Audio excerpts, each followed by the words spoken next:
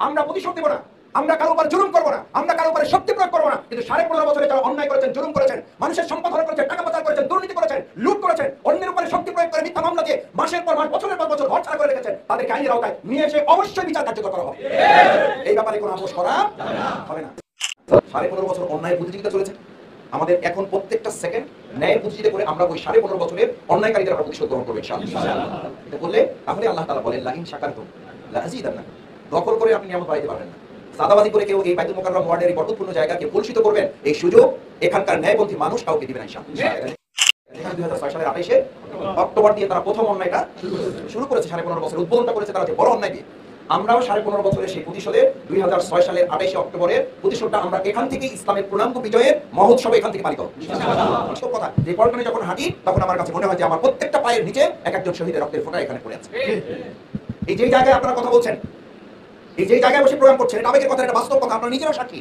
এখানে যখন দাঁড়িয়ে থাকেন আপনাদের সাথে হ্যান্ডশেক করে সাতক্ষীরার ভাইরা, এখানে হ্যান্ডশেক করে টেকনাফ থেকে ভাইরা, পঞ্চগড় থেকে ভাইরা আসে না, সাতকানিয়া থেকে ভাইরা হ্যান্ডশেক করে। আমি জিজ্ঞেস করি কোথেকে এসেছে, আমি মনে করছি কিলা থেকে এসেছে, আমি মনে করছি ধানমন্ডি থেকে এসেছে, পরে যে ভাই পঞ্চগড় থেকে এসেছে। কি জন্য এসেছে?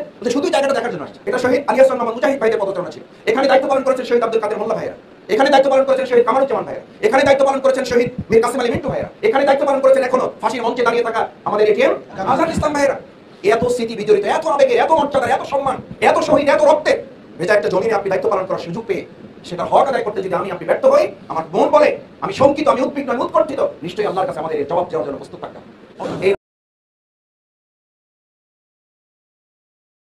রাষ্ট্রীয় সংস্কারের জন্য নিজের সংস্কার করতে যদি কেউ ব্যর্থ হয়, সে যে দলের, যে মতের, যে পরিবারের, যে অঞ্চলের, যে মহল্লার, যে চিন্তা দৃষ্টিভঙ্গি হোক, তারা একইভাবে ওই আওয়ামী দোষরদের অন্তর্ভুক্ত হয়ে যাবে। আবার কেউ দুর্বৃত্তায়ন করবেন, আবার 5ই আগস্ট হবে। আবার কেউ চাঁদাবাজির দিকে হাঁটবেন, আবার 5ই আগস্ট হবে। আবার কেউ দখলবাজির দিকে হাঁটবেন, আবার 5ই আগস্ট হবে। কারণ যে ছাত্র জনতা 5ই আগস্ট করেছে, তারা যে অন্যায় বিরুদ্ধে করেছে, ওই একই অন্যায় আবার কেউ করলে তাদেরকেও তারা এই ছাত্র জনতা ছাড় ইনশাআল্লাহ। শহীদ দেলোয়ার হোসেন সাইদি রাহিমাহুল্লাহ ওনার একটা ঐতিহাসিক বক্তব্য আছে, এই জালিমেরা সব ছিদ্র বন্ধ করলেও তার পতনের একটা ছিদ্র সে সবসময় কি রাখে, খোলা রাখে। আমি এটা একটু আমি বলতে চাই যে পতনের ছিদ্রটা এমন যে ওই যে মশা দিয়ে মারছে, জাতীয় রাজনীতিও লাগে নাই, জাতীয় রাজনৈতিক আন্দোলনও লাগে না। এক ছাত্রদের আন্দোলন নিয়ে বলছে যে তোর জাতীয় রাজনীতি লাগবে না, ছাত্রদের এক আন্দোলন নিয়ে তোকে সরাই। আসসালামু আলাইকুম ওয়া রাহমাতুল্লাহ। দর্শক, আল্লামা দেলোয়ার হোসেন সাইদি বলেছিলেন, জালেমেরা তাদের পতনের সকল ছিদ্র বন্ধ করলে একটি ছোট্ট ছিদ্র রেখে দেয়, আর সেই ছিদ্র দিয়েই তাদের পতন হয়। 28 অক্টোবর 2006 সাল থেকে অন্যায় এবং নরকীয় হত্যাকাণ্ড শুরু করেছিল এই জালেমেরা।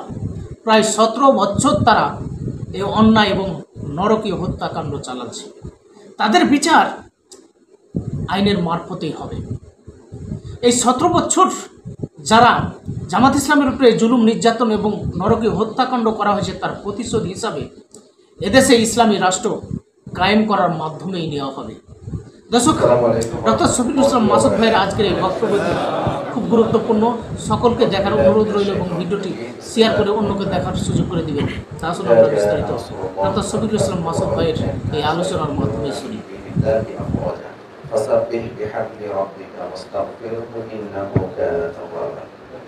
উপস্থিত সম্মানিত দিনী ভাই সব, মহান আল্লাহর দরবারে শুকরিয়া যে আল্লাহ তাআলা আমাদেরকে ইসলামের জন্য, ইসলামী আন্দোলনের জন্য এই বাংলাদেশের জমিনে তিনি আমাদেরকে কবুল করেছেন। আলহামদুলিল্লাহ। আমরা কেউ অ্যাপ্লিকেশন করে ঢাকার জন্য আল্লাহর কাছে আবেদন করিনি যে আল্লাহ আমাদেরকে ঢাকায় কাজ করার তৌফিক দিন। করেছেন কেউ? করেননি। আল্লাহ তাআলা দয়া করে এখানকার জন্য কবুল করেছেন। বাংলাদেশের রাজধানীর আবার রাজধানী যাকে বলা হয় পল্টন, সেই পল্টনের জন্য আল্লাহ আপনাকে আমাকে কবুল করেছেন। এরকম একটা আবেগের জায়গা বা এরকম একটা বরকতপূর্ণ জায়গায় আল্লাহ তাআলা আমাদেরকে যাদের কবুল করেছেন, নিঃসন্দেহে আমাদের জন্য এটা অনেক বড় সম্মান এবং মর্যাদা। তো প্রথমেই আমি আপনাদের এই স্মরণ করাচ্ছি এই জন্য, পৃথিবীতে যেই জায়গার, যে স্থানের মর্যাদা যত বেশি, তার দায়িত্ব তত কম না বেশি? তার মর্যাদা যত বেশি, তার দায়িত্ব তত বেশি। সুতরাং ঢাকা মহানগরীর একটি থানার অন্য একটা ওয়ার্ড, অন্য একটা ইউনিটের ভাইদের মর্যাদা যতটুকু হবে, তাদেরও মর্যাদা আছে। কিন্তু আপনার মর্যাদা যেহেতু দুনিয়াবী দৃষ্টিতেও আমরা এটা মনে করি, নিশ্চয় আল্লাহ তাআলা এই মর্যাদায় আমাদেরকে শামিল করবেন এবং সেই অনুযায়ী আপনার দায়িত্ব আশা করি আমরা অনেক বড় করে পালন করার জন্য ইতিমধ্যে আপনারা সিদ্ধান্ত নিয়েছেন ইনশাআল্লাহ। এই অনুভূতিটা নিজের মধ্যে লালন করার জন্য, অনুভূতিটা শুধু স্ত্রীর জন্য, অনুভূতি শুধু সন্তানের জন্য, অনুভূতি শুধু ব্যাংকের জন্য, চেকের জন্য, টাকার জন্য, ফ্ল্যাটের জন্য, প্লটের জন্য আল্লাহ অনুভূতি শক্তি আপনাকে দেন না। এটা আল্লাহ নিয়ামত। এটার জন্য আল্লাহর কাছে আপনাকে জবাবদিহি করতে হবে যে আপনার অনুভূতিটা শুধু কিসে কাজ করছে। এই যে ইজা নাসরুল্লাহি ওয়াল ফাত সূরা পাঠ করলাম, আপনার অনুভূতি যদি এটা হয়, আলহামদুলিল্লাহ ভালো পরিবেশ পেয়েছি, এখন আমার ব্যবসাটা কয়েক গুণ বাড়াই ফেলতে হবে, এটা একটা অনুভূতি। আলহামদুলিল্লাহ বহুদিন পর ভালো পরিবেশ পাওয়া গেছে, যেখানে যা আছে সব আমার বানাই ফেলতে হবে, এটা একটা অনুভূতি। ভালো পরিবেশ পাওয়া গেছে, সুতরাং আমার চাকরি ছিল, এখন প্রমোশনটা যেভাবে হোক তদবির করে নিতে হবে, এটার জন্য আপনি লাইন লাগাই রাখলেন। আল্লাহ তাআলা আমাদেরকে স্মরণ করান হাদিসের মাধ্যমে, নবী রাসূল সাল্লাল্লাহু আলাইহি ওয়াসাল্লামের মাধ্যমে, যে সেখানে উল্লেখ করা হয় ওমা আতাইতুকা কলবান তাতাফাক্কারু বিহা। ভালো করে খেয়াল করবেন, আমাদের সম্পর্কে আমাদের অনুভূতিকে জিজ্ঞেস করা হচ্ছে। ওমা আতাইতুকা কলবান তাতাফাক্কারু বিহা, আমি তোমার যে কলব, আমি তোমার যে হার্ট, আমি যে তোমার হৃদয়, আমি যে তোমার উপলব্ধি করার ক্ষমতা দিয়েছি, এটা কি শুধুমাত্র এই স্ত্রীকে ভালোবাসার জন্য? এটা কি শুধুমাত্র দুনিয়াকে ভালোবাসার জন্য? এটা কি শুধু ব্যবসাকে ভালোবাসার জন্য? এটা কি শুধু চাকরিকে ভালোবাসার জন্য? শুধু চাকরির তদবির করার জন্য? শুধু ব্যবসাটা 2 গুণ 3 গুণ 4 গুণ 5 গুণ বাড়াবার জন্য? শুধু খেয়ে পরে একটু ভালো থাকার জন্য? এটার জন্য তো আমি তোমাকে কলটা দেই না, এটা একটা আমানত, এটা তোমার জন্য আমার নেয়ামত। এই অনুভূতিটা প্রথম কাজে লাগাতে হবে যে এরকম একটা মর্যাদাপূর্ণ বরকতপূর্ণ জায়গায় আল্লাহ আমাকে কবুল করেছেন, সুতরাং অন্য যে কারো যে বাংলাদেশে আমার দায়িত্ব পালনটা বেশি হবে ইনশাআল্লাহ। দ্বিতীয় কথা হচ্ছে ভাইয়েরা, যে আমরা 15.5 বছর বাংলাদেশের এই জমিনে শুধু অন্যায়ের প্রতিযোগিতা দেখেছি। কে কত বেশি টাকা পাচার করতে পারে, কে কত বেশি সুদ খাইতে পারে, কে কত বেশি ঘুষ খাইতে পারে, কে কত বেশি দখল করতে পারে, কে কত বেশি চাঁদা তুলতে পারে। এই 15.5 বছর যে অন্যায় আমাদের সামনে হয়েছে, শুধু অন্যায় হয়নি, অন্যায়ের একটা কি চলছিল, একটা প্রতিযোগিতা চলছিল। আজকে তার বিপরীতে আল্লাহ যে পরিবেশ আমাদের দিয়েছে, ওই 15.5 বছর যদি অন্যায়ের প্রতিযোগিতা হয়, তাহলে আজকে যে পরিবেশ আল্লাহ দিয়েছে এখন হবে কিসের প্রতিযোগিতা? বলেন, ন্যায়ের প্রতিযোগিতা। এখন শুধু ন্যায় কাজ করলে হবে না, শুধু ভালো কাজ করলে হবে না, শুধু ভালো কথা বললে হবে না। 15.5 বছর অন্যায়ের প্রতিযোগিতা চলেছে। আমাদের এখন প্রত্যেকটা সেকেন্ড ন্যায়ের প্রতিযোগিতা করে আমরা ওই 15.5 বছরের অন্যায়কারীদের আমরা প্রতিশোধ গ্রহণ করবো ইনশাআল্লাহ। এটা করলে তাহলে আল্লাহ তাআলা বলেন লা ইন শাকারতুম লা আযীদান্নাকুম। দখল করে আপনি নিয়ামত বাড়াইতে পারবেন না। সাদাবাজি করে কেউ এই বাইতুল মুকাররম ওয়ার্ডের এই বরকতপূর্ণ জায়গা কেউ কলুষিত করবেন, এই সুযোগ এখানকার ন্যায়পন্থী মানুষ কাউকে দিবে না ইনশাআল্লাহ। এটা করতে দাও, এটা বরকতপূর্ণ জায়গা, এটা মর্যাদার জায়গা, এটা সম্মানের জায়গা। এখানে আল্লাহ তাআলা বহু বরকত দিয়েছে, সম্মান দিয়েছে, মর্যাদা দিয়েছে।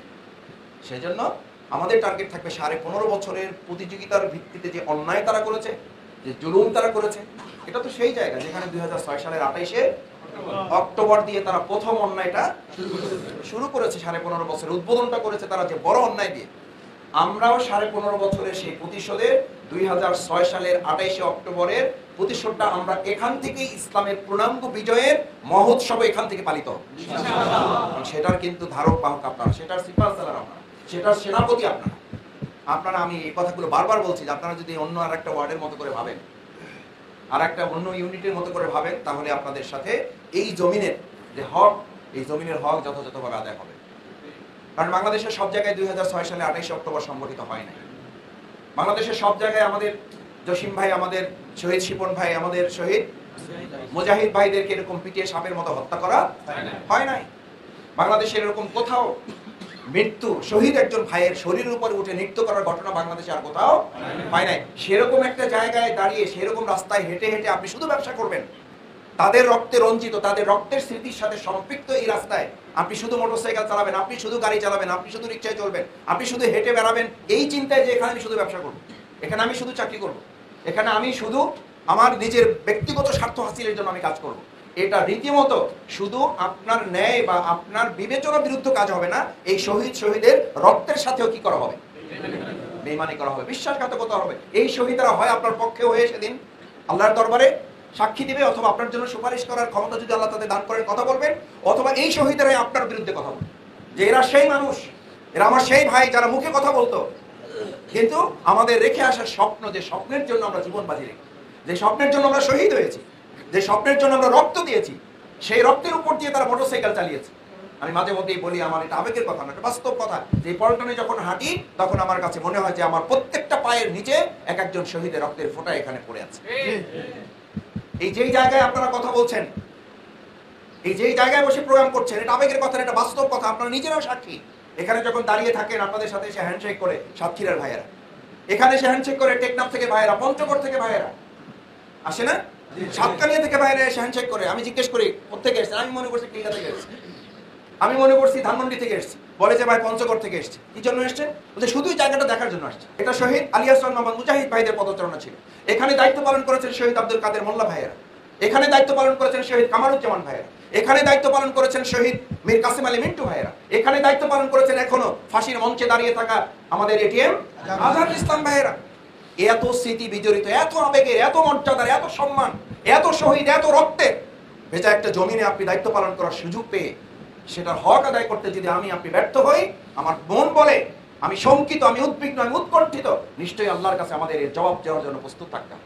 অন্যায়ের প্রতিযোগিতার বিপরীতে আমরা বাকি এখন সময়টুকু নিয়ামতের অংশ হিসাবে, আল্লাহ যে নিয়ামত দিয়েছেন, লা ইন শাকারতুম লা আযীদান্নাকুম, আপনি যত বেশি কাজ করবেন তত আল্লাহ তাআলা এই পরিধিটা আরো কি করবেন। আপনারা অনেকে জিজ্ঞেস করেন অন্তর্বর্তীকালীন তত্ত্বাবধায়ক সরকারের দায়িত্ব কতদিন থাকবে, নির্বাচন কবে হবে। আমি এটা জিজ্ঞেস করি না, আমি আপনাদেরকেও এই নিয়ে মাথা ভারী করার প্রয়োজনীয়তা উপলব্ধি করি না। আমাদের চিন্তা থাকবে, আমাদের চিন্তা থাকবে কে ক্ষমতায় আছে, কে ক্ষমতায় থাকবে না, এটা নির্ধারণ করা মালিককে।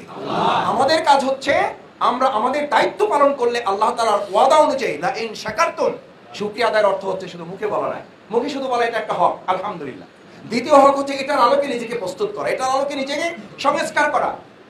দেখেন এখন বাংলাদেশে আমাদের যখন 18 জুলাই বা 17-15 জুলাইয়ের পর থেকে আন্দোলন কি হলো, জাগ্রত হলো, তখন রাস্তায় রাস্তায় একটা কমন লাল কালি দিয়ে লেখা হচ্ছিল রাষ্ট্রীয় সংস্কার চলছে, কি করুন, সহযোগিতা করুন। আমি একটা কথা বহু আগে থেকে বলে আসছি, বহুবার বলেছি, বারবার বলছি, আবার বলছি, রাষ্ট্রীয় সংস্কারের জন্য চাই নিজের, বলেন আবার বলেন, রাষ্ট্রীয় সংস্কারের জন্য চাই, রাষ্ট্রীয় সংস্কারের জন্য চাই, রাষ্ট্রীয় সংস্কারের জন্য চাই।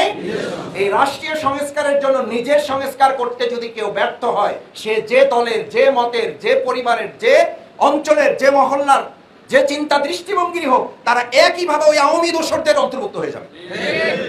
আবার কেউ দুর্বৃত্তায়ন করবেন, আবার 5ই আগস্ট হবে। আবার কেউ চাঁদাবাজির দিকে হাঁটবেন, আবার 5ই আগস্ট হবে। আবার দখলদারিত্ব, দখলবাজির দিকে হাঁটবেন, আবার 5ই আগস্ট হবে। কারণ যে ছাত্র জনতা 5ই আগস্ট করেছে, তারা যে অন্যায়ের বিরুদ্ধে করেছে, ওই একই অন্যায় আবার কেউ করলে তাদেরকেও তারা এই ছাত্র জনতা ছাড় দিবে না ইনশাআল্লাহ। কারণ এটা আমাদের দায়িত্বের অংশ। শহীদ কাফেলা ছাত্র জনতার যে বিপ্লব, ওটা বাংলাদেশে ত্বরান্বিত করেছে যে ছাত্র সমাজ, তাদের সেন্ট্রাল অফিস এখানে। সুতরাং সেই অফিসের আশেপাশে কেউ চাঁদাবাজি করবে, সেই অফিসের অঞ্চলে কেউ দখলদারিত্ব করবে, সেই অফিসের আশেপাশে কেউ মানুষের উপরে জুলুম করবে, এটা নিশ্চয়ই এখানকার ছাত্র সমাজ বরদাস্ত করবে না। বাংলাদেশ জামাত ইসলামী জান্নাতেও যাবে না, জাহান্নামেও যাবে না। পল্টন থানা জান্নাতেও যাবে না, জাহান্নামেও যাবে না। বাইতুল মোকাররম এত মর্যাদাবান, সব ঠিক আছে, কিন্তু বাইতুল মোকাররম ওয়ার্ড তো আর জান্নাতে জাহান্নামে যাবে না। জান্নাতে জাহান্নামে যাবে কে? আল্লাহ মাফ করুন, আমার উপরে যদি এরকম ফয়সালা হয়ে যায়, আর এই দেশে এরকম সংস্কার না, আরো অনেক সংস্কার হয়ে ইসলামী বিপ্লব সফল হয়ে গেল, কিন্তু আমি জাহান্নামী হয়ে গেলাম, আল্লাহ না করুন। ব্যর্থ না সফল? ব্যর্থ। সুতরাং আমাদের আজকের দ্বিতীয় পয়েন্ট হচ্ছে দেশ সংস্কারে চাই নিজের সংস্কার। নিজের সংস্কার কি? আগে 5 ওয়াক্ত নামাজ পড়তাম, কিন্তু 4 ওয়াক্ত জামাতে পড়তাম, 1 ওয়াক্ত পড়তাম। আজকে থেকে সিদ্ধান্ত হবে 5 ওয়াক্ত নামাজ শুধু জামাতে পড়বো না, ফাসাব্বিহ বিহামদি রাব্বিক, এটা আল্লাহর নির্দেশ যে যত বেশি পারো সমস্ত কথায়, সমস্ত কাজের মাধ্যমে কার প্রশংসা? এই 15.5টা বছর আমাদের জাতীয় সংসদ, আমাদের গণভবন, আমাদের বঙ্গভবন থেকে শুরু করে একদম আমাদের মেম্বার, এই যে এলাকার ওয়ার্ডের মেম্বার পর্যন্ত, যাদের কার্যালয় ছিল, ইউনিয়ন পরিষদ কার্যালয় ছিল, এই প্রত্যেকটা জায়গায় 15.5 বছর ঘন্টার পর ঘন্টা সরকারি, বেসরকারি, আধা সরকারি, স্বায়ত্তশাসিত যত আলোচনা হয়েছে, কোন একজন দুজন ব্যক্তি প্রশংসা করতে করতে ঘন্টার পর ঘন্টা পার করা হয়েছে। 1 সেকেন্ডের জন্য এই সমস্ত লোকেরা আল্লাহর প্রশংসা করার সক্ষমতা তারা অর্জন করতে পারে নাই। জাতীয় সংসদে ঘন্টার পর ঘন্টা আলোচনা হতো, আল্লাহর নাম নেওয়ার মতো একজন লোক ওখানে, এই নামদারি মুসলিমরা সাহস করে আল্লাহর প্রশংসা করার যোগ্যতা তারা রাখে নাই। আমরা এখন প্রত্যেক দিন, প্রত্যেকটা মিনিট, প্রত্যেকটা সেকেন্ড আল্লাহর প্রশংসা করে আমরা তারও প্রতিশোধ গ্রহণ করব। লাযীদান্নাকুম, আমি বৃদ্ধি করে দেবো আমাদের, তোমাদের সম্মান, মর্যাদা, তোমাদের দক্ষতা, যোগ্যতা, তোমাদের কর্তৃত্ব, তোমাদের মানুষের উপরে ভালোবাসা আলহামদুলিল্লাহ বেড়েছে না বাড়েনি? ফি দীনিল্লাহি আফওয়াজা, 2018 সালে পট পরিবর্তন হয়েছে, 2024 সালে পট পরিবর্তন হয়েছে। আমাদের নেতৃবৃন্দ হাসি মুখে ফাঁসির মঞ্চে দাঁড়িয়েও 1 সেকেন্ডের জন্য আপোষ করেনি একজন সমর্থক পর্যন্ত। আর তারা পরিবর্তন হওয়ার আগেই নিজে পালিয়ে গিয়ে ঘোষণা করেছে এখন আপনাদের কি হবে আমরা জানি না। বাংলাদেশে না এরকম দল পৃথিবীর কোথাও থাকাটা ওই মানুষের জন্য অভিশাপ। আল্লাহ অভিশাপ থেকে পৃথিবীবাসীকে হেফাজত করুন। জনগণ দাবি তুলেছে এই দলকে কি করা, এটা জনগণের দাবি। আমাকে এক সাংবাদিক জিজ্ঞেস করেছে, ভাই কোন একটা দলকে নিষিদ্ধ করা গণতান্ত্রিক একটা দেশে কি আপনি বাস্তব মনে করেন, এটা কি আইনসঙ্গত মনে করেন? আমি বলেছি কোন দলকে নিষিদ্ধ করার দাবি এই দেশের মানুষ তোলে নাই। মানুষ দাবি তুলেছে এই দেশের একটা সন্ত্রাসী গোষ্ঠীকে নিষিদ্ধ করান, যে দেশের সন্ত্রাস করেছে ওই দলের নেত্রী নিজে নির্দেশ দিয়েছে গুলির জন্য। সেরকম একটা দল না, ওটা একটা সন্ত্রাসী গোষ্ঠী। আমাদের সংবিধানে এটা আছে, সেই সংবিধানের ধারা এবং জনগণের চাহিদার আলোকে, প্রত্যাশার আলোকে এই দলটি আসলে কি হওয়া উচিত। এবং আমরা আশা করি এই সরকার এবং জনগণের সম্মিলিত প্রত্যাশাকে সামনে রেখে এই সন্ত্রাসী গোষ্ঠীকে অবিলম্বে নিষিদ্ধ করে জনগণকে আগামী দিনে সকল উদ্বেগ উৎকণ্ঠা থেকে যেন মুক্তি দেওয়া হয়। এখন আমরা আমাদের কাজকর্মে ব্যস্ত হয়ে গেলাম, এখন আমরা ব্যবসা বাণিজ্য চাকরি নিয়ে ব্যস্ত হয়ে গেলাম। নিশ্চিত থাকে প্রকৃতির বিধান হচ্ছে, প্রকৃতির নিয়ম হচ্ছে, আল্লাহর নিয়ম হচ্ছে, যখন আল্লাহর দিনের কাজ যদি বৃদ্ধি না পায় তাহলে আল্লাহ তাআলা ওই মুসলিমদেরকে, ওই ইমানদারদেরকে, ওই আল্লাহর দিনের কর্মীদেরকে উপলব্ধির মধ্যে নিয়ে আসার জন্য, কৃষককে উপলব্ধি নিয়ে আসার জন্য যেমন আগাছা দিয়ে তাকে মনে করিয়ে দেয় হয় ফসল ফলাও, না হলে ওখানে কি হয়ে যাবে। আজকে বাইতুল মোকাররম ওয়ার্ডের এই ভাইদের সিদ্ধান্ত নিতে হবে আগাছাকে স্থায়ীভাবে দমনের জন্য, আগাছাকে স্থায়ীভাবে মূলোৎপাটনের জন্য। আমরা এখানে ফসল ফলিয়ে জনগণের কল্যাণের জন্য আর কোনোদিন যাতে এখানে আগাছা তৈরি না হতে পারে সেজন্য আমরা সংঘবদ্ধভাবে কাজ করবো ইনশাআল্লাহ। যদি এটা করতে পারেন তাহলে আজকের কর্মী সম্মেলন সফল। আজকে যে পরিস্থিতি বিরাজ করছে এই পরিস্থিতিতে আল্লাহ তাআলা আরেকটা কথা স্মরণ করিয়েছেন, ওয়াস্তাগফিরহু ইন্নাহু কানা তাওয়াবা। আপনার ব্যবহারিক জিন্দেগি, আপনার আচরণ, আপনার কথা বলা অন্যকে যেন আহত না করে, অন্যকে যেন কষ্ট না দেয়। আমরা এটা বলেছি, কাউকে এটা বলবেন না। ভাই এতদিন তো আপনারা দেখলাম না, এতদিন কইছিলেন, আপনার তো নতুন নতুন লাগতেছে, ও এখন সুবিধা নেওয়ার জন্য আসছেন। আস্তাগফিরহু ইন্নাহু কানা তাওয়াবা। তুমি কি করতে পারছো, আমি শফিকুল ইসলাম মাসুদ কি করতে পারছি। এই জন্য আমি বলি এখন দুটো কথা বললে দুইটা কথার আগে পরে দুটো শব্দ ব্যবহার করবেন। আলহামদুলিল্লাহ, আস্তাগফিরুল্লাহ। আলহামদুলিল্লাহ, আস্তাগফিরুল্লাহ। আল্লাহ যা কিছু হয়েছে এখানে আমার 3.5 বছরের জেল, আমার 90 দিনের রিমান্ডের কোনো মূল্য নাই। মূলত যা করেছেন কে? আরে ভাই 5 তারিখ সকাল 10টা 11টা পর্যন্ত 12টা পর্যন্ত কি আপনি জানতেন পরিস্থিতি কি হচ্ছে? যা হয়েছে তা আপনি স্বপ্নেও কল্পনা করেছেন? আমির জামাতের মতো এরকম গভীর দূরদৃষ্টি সম্পর্ক ব্যক্তিত্ব, উনি এতটুকু বলতেন শুধু, দেখো মাসুদ দুনিয়ার দৃষ্টিতে আমাদের সামনে কোনো পথ খোলা নাই, তবে এটা নিশ্চিত যে আল্লাহ কোনো না কোনো রাস্তা বের করে দেবে। সমস্ত স্বৈরাচার জুলুমেরা, জালিমেরা সব রাস্তা বন্ধ করলেও, সব ছিদ্র বন্ধ করলেও, আমাদের মাওলানা শহীদ দেলোয়ার হোসেন সাইদি রাহমাহুল্লাহ ওনার একটা ঐতিহাসিক বক্তব্য আছে, এই জালিমেরা সব ছিদ্র বন্ধ করলেও তার পতনের একটা ছিদ্র সে সবসময় কি রাখে? খোলা রাখে। আমি এটা একটু এভাবেই বলতে চাই যে পতনের ছিদ্রটা এমন যে ওই যে মশা দিয়ে মারছে, জাতীয় রাজনীতিও লাগে নাই, জাতীয় রাজনৈতিক আন্দোলনও লাগে না। এক ছাত্রদের আন্দোলন নিয়ে বলছে যে তোর জাতীয় রাজনীতি লাগবে না, ছাত্রদের এক আন্দোলন নিয়ে তোকে সরাই দেব। সুতরাং আপনার যেন অহংকার, আমার মধ্যে যেন অহংকার, দম্ভ, আমার চিন্তার মধ্যে যেন এটা না আসে। আমি এত বছর জেল কেটেছি, আমার ভাই ব্যবসা ক্ষতি হয়ে গেছে, এগুলো ঘূর্ণক করে উচ্চারণ করবেন। এগুলো যে যত বেশি উচ্চারণ করবেন তার সওয়াব তত বেশি কি হয়ে যাবে? নষ্ট হয়ে যাবে। কি লাভ হবে? মানুষ আপনাকে কি মূল্য দেবে? মানুষ আপনাকে কি উপহার দেবে? মানুষ আপনাকে কি প্রতিদান দিতে পারে? এই সব কিছু দেওয়ার মালিক কে?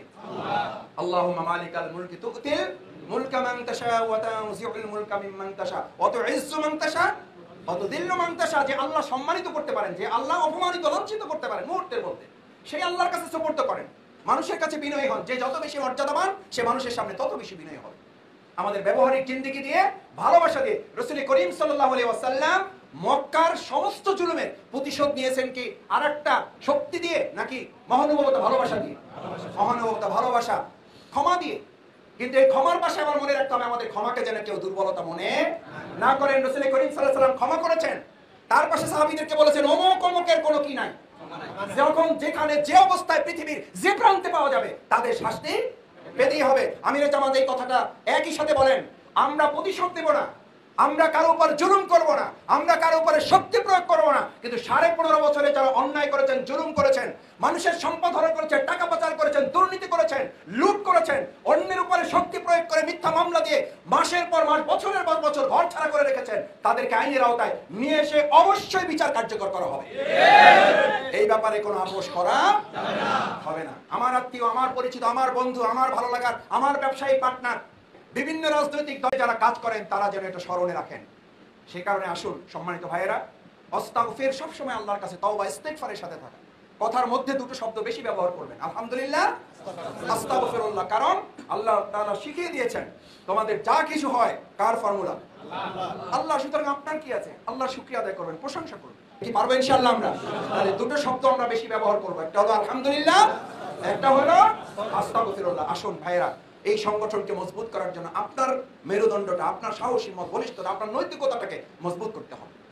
তাহলে সংগঠন মজবুত হবে, তাহলে ইউনিট মজবুত হবে।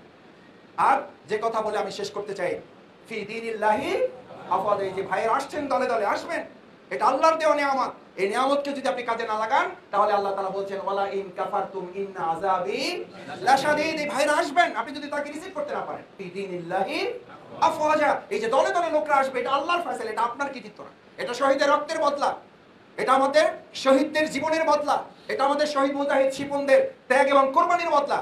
সেই বদলা হিসেবে আপনাকে এখন ত্যাগ এবং কোরবানি করতে হবে। আমি শহীদ প্রফেসর গোলাম আজম রহমানুল্লাহর কথা দিয়ে শেষ করতে চাই।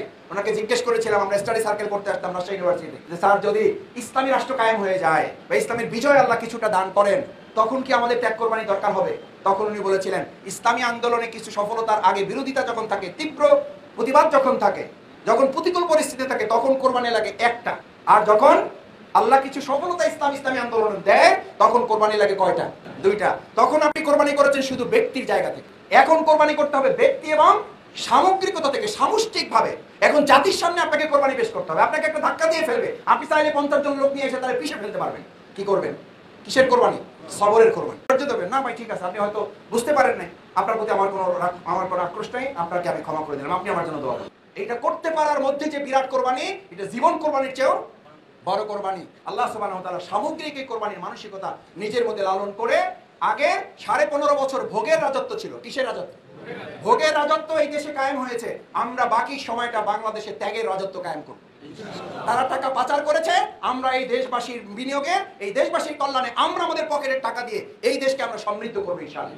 আমাদের জামাতকে জিজ্ঞেস করা হয়েছিল, আপনারা এই যে এত টাকা পয়সা খরচ করেন কোথায় পান? এই দেশের সমস্ত গরিব মানুষের প্রত্যেক পকেট হলো আমাদের জন্য একটা ব্যাংক। তার মানে কি? আমরা 15.5 বছর ভোগের রাজত্ব দেখেছি, বাংলাদেশ জামাত ইসলামী জনগণের সাথে থেকে এখন ত্যাগের রাজত্ব আমরা কায়েম করবো ইনশাআল্লাহ। দেখেন প্রতিযোগিতা কিন্তু চলছে। আগে তেরানের প্রতিযোগিতা, তেরান গ্রহণের প্রতিযোগিতা ছিল, এখন বাংলাদেশে 5ই আগস্টের পর তেরান জমা দেওয়ার প্রতিযোগিতা চলতেছে। তেরান জমা দেওয়ার জন্য সিরিয়াল পড়ে আছে। ভোগের প্রতিযোগিতার পরিবর্তে আজ বাংলাদেশ ত্যাগের প্রতিযোগিতায় নেমেছে। এই ত্যাগের প্রতিযোগিতার বাংলাদেশকে দেশ বিদেশ ষড়যন্ত্র করে এখান থেকে আমাদের কেউ প্রতিহত করতে পারবে না। যারা ত্যাগ করতে জানে, যারা জীবন বাজি রাখতে জানে, যারা ভোগের থেকে নিজেকে বের করে নিয়ে আসতে পারে, গোটা পৃথিবী মিলেও তাদেরকে পরাজিত করতে পারে নাই, পারছে না, ভবিষ্যতেও পারবেন ইনশাআল্লাহ। আল্লাহ তাআলার কাছে সেই তৌফিক কামনা করে, আপনারা সকাল থেকে কষ্ট করে এখানে যে সময় দিয়েছেন, শ্রম দিয়েছেন, যে কোরবানি পেশ করেছেন, আল্লাহ তাআলা এটার উসিলায় দুনিয়াতে কামিয়াব করুন, পরকালে আমাদের প্রত্যেকের জন্য নাজাতের উসিলা হিসেবে কবুল করে শহীদের এই ময়দান, রক্তাক্ত এই ময়দান, বাইতুল মুকাররম ওয়ার্ড সহ পল্টন অঞ্চলকে আল্লাহ তাআলা দিনের একটা মজবুত খাঁটি হিসেবে কবুল করেন। সকলে বলেন আমিন। আসসালামু আলাইকুম ওয়া রাহমাতুল্লাহি ওয়া বারাকাতুহু।